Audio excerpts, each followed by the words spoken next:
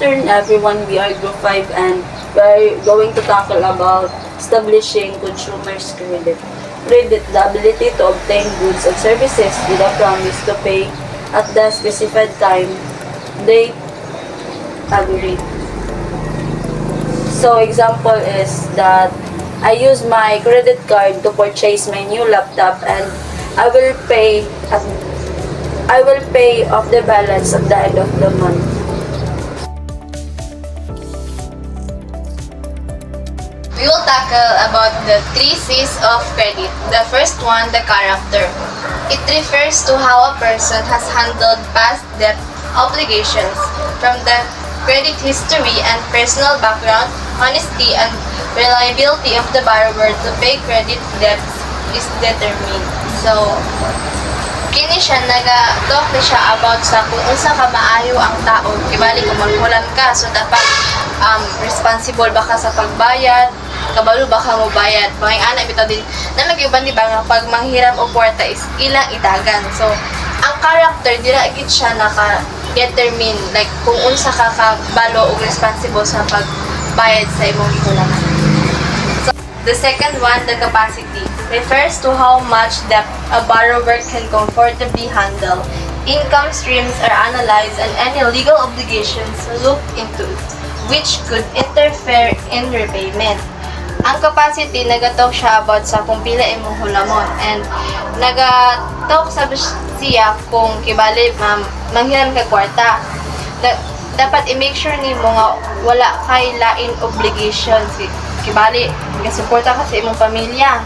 So, sa imong pong trabaho. So, kung manghiram ka kwarta, dapat na-handle nimo to tanan before ka manghiram o kwarta para pagtingbayad na, nakaikabayad. The last one is the capital. It refers to current available assets of the borrower, such as real estate, savings, or investment that could be used to repay debt if income should be unavailable. So, example ani niya is kibali nanghulam ka or you borrow money to someone. Then, pagtingbayad na, wala ka ikabayad kay siguro gipit ka or ana. Then, nakay ka nang mingunta nga nakay balay. So, kana nga balay, pwede na siya nga waon sa katong gihulaman nimo kwarta kay wala man kay lain ni kabayad and then mao man pud siya nga available nimo nga assets.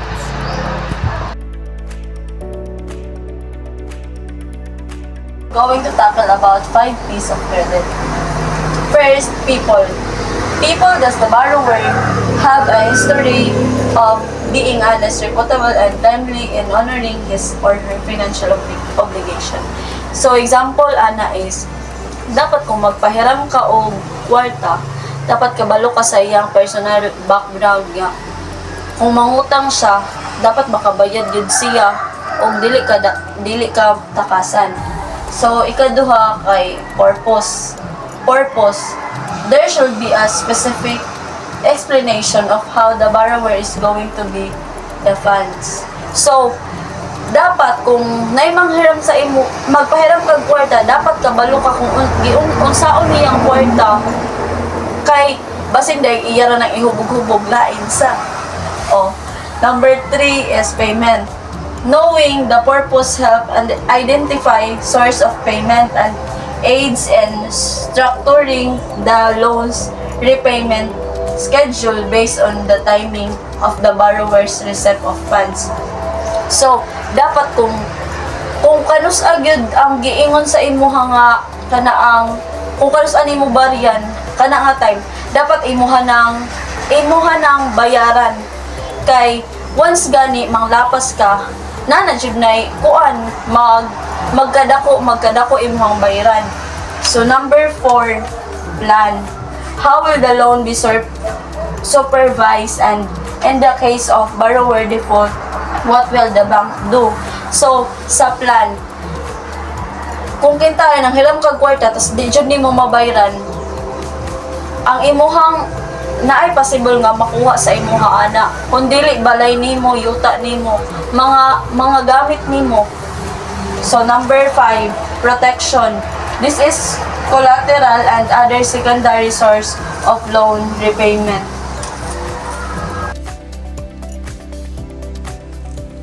And this is my topic of my report. types of personal loan, which is na siya duha ka concept ang types of personal loan. Unsecured loan is where is the lender does not require any security for the credit they provide. And the borrower's loan application will be judged on the details provided in your application and information held by the credit reference agency. So, ang unsecured loan day is nani siya tulo ka types like personal loan, credit ka ng mga credit card o kaning student loan.